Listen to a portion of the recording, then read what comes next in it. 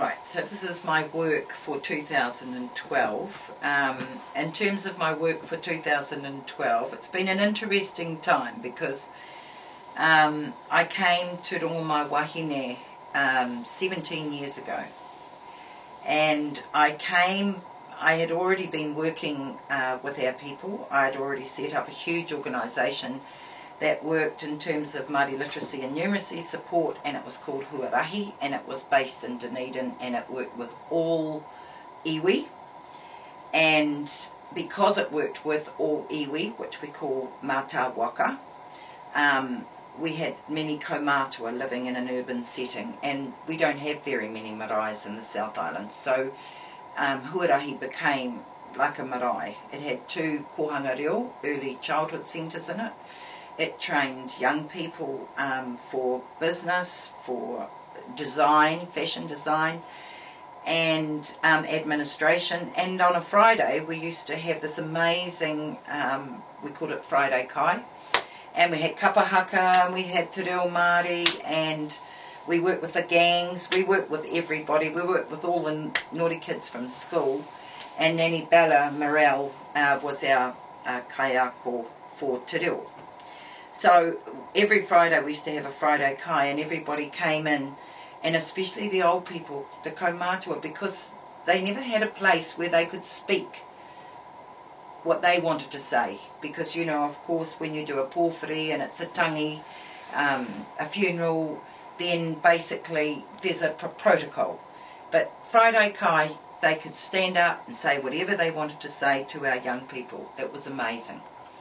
And this picture is called Manamotuhake. And mana is the divine. It's the divine within each and every one of us. And people say you can stand on my mana. No, you can't. Because mana is our umbilical cord that is connected with the divine, and it's infinite. And it's within each and every one of us, and it opens in the chakra of our heart. And more is the word meaning for, and to is to stand up. And ha is the sacred breath. And I always see a lovely rainbow over these kete. So ha is the sacred breath under which we all sit. Because if we sit under that sacred breath, we can be ake forever, ever. Manamotuhake means unique. So these are the 3 baskets. And you know, in our stories, our Māori stories, the 3 baskets were the 3 baskets of knowledge, and they came through from Tāne Mahuta, through from Father Sky, and they were the knowledge baskets that came to this earth. Now, as a teacher, I'm not an expert. I've never been an expert. I believe that as a teacher of my people for all these years, I've really been a weaver, and so it's nice that I've got these pictures of the kete, because what I truly believe that I was born to be is a weaver of the wisdoms of all other people. So even with the babies that I've taught, my job is to listen to them, to hear them, to feel them and understand them, so that whatever it is that I'm serving up to teach them with, if I listen and they teach me first, then I serve up exactly the right thing. So these are the baskets. So I'm going to tell you about the baskets as I see them. So this first basket is the spiritual realm. And we call that taha wairua, on the side of the spirit. And the taha wairua kete is, as I said before, is the strongest basket. Because that's us born perfect. That is us born in whatever we believe in the beauty and divineness of Io Matua Kore, our greatest expression of love, divine love.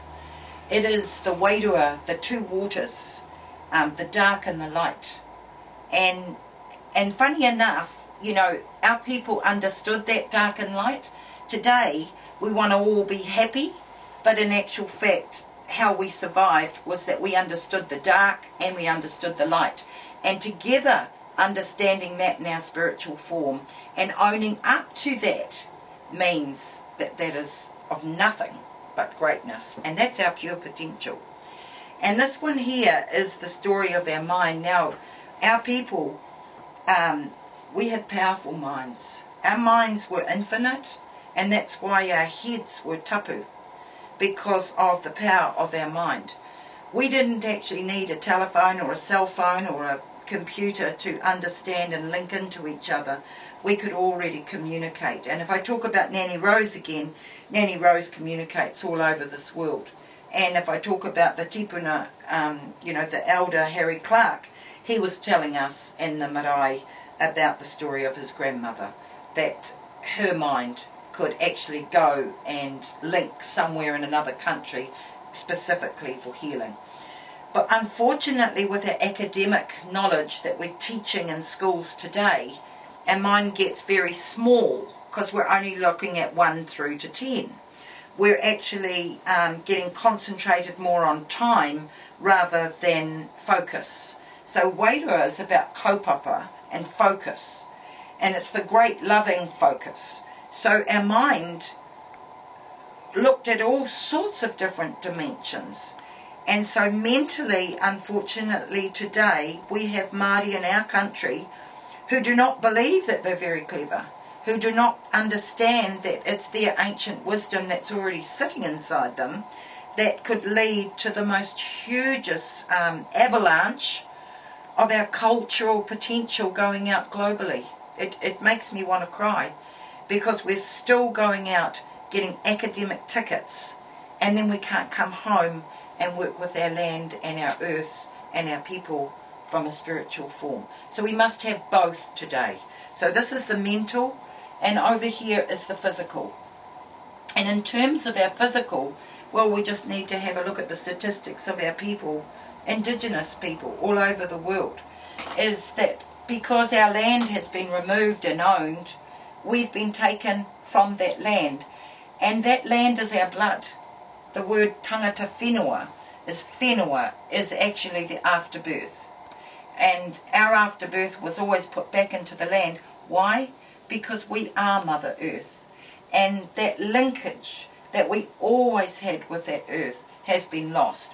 We're talking about supermarkets, and we're forgetting that our kumara and us as cultivators were some of the greatest cultivators. But we weren't just cultivators.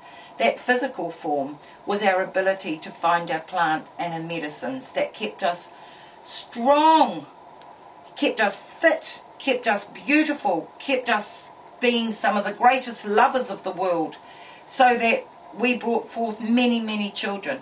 And the fact that Māori have survived today is a test of that. But this knowledge that was buried when we suddenly, our expertise, our educational expertise had to be stopped, locked, because of the law of the Tohunga Act. And it removed and made illegal for us to share this knowledge. Today, our young people have got this knowledge absolutely in them, and we've got to get that back out. So this story of uniqueness is, and I'll go back to Nanny Rose, in every hapu, every child that was born came with various different gifts, various uniqueness. Why? For the whole tribe to survive. Not for one family, but for the whole tribe. So there was no lesser or more than. And if we have a look at the education system, you know, we want to be a doctor, we want to be a master's degree, we want to be this. There was none of that. It was that you were already a doctor in whatever particular field. And if you were chosen, as Nanny Rose was, to be a visionary, that was the form that came in was an education.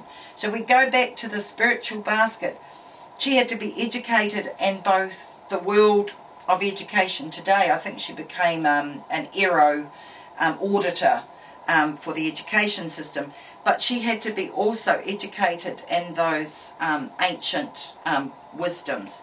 So for her, she then had to become that international spiritual leader that she is, but she's also an educator, and at the same time she's also someone that lives and knows and understands the whenua. And one of the things that she always said to me is our people how you showed love as a race. You know, how we could be a fine tribe was how well we fed the people.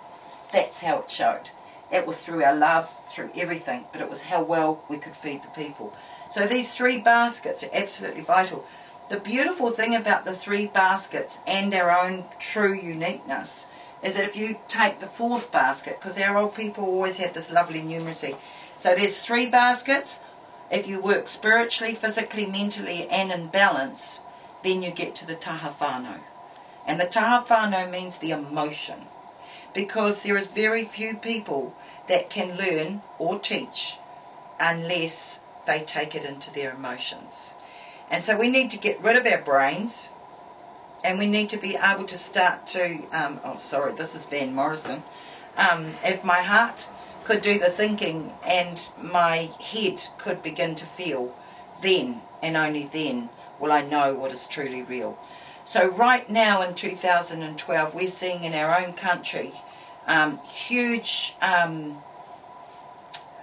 differences in the levels of education and the levels of economic sustainability of our people, families, poor, drugs, child abuse, suicides,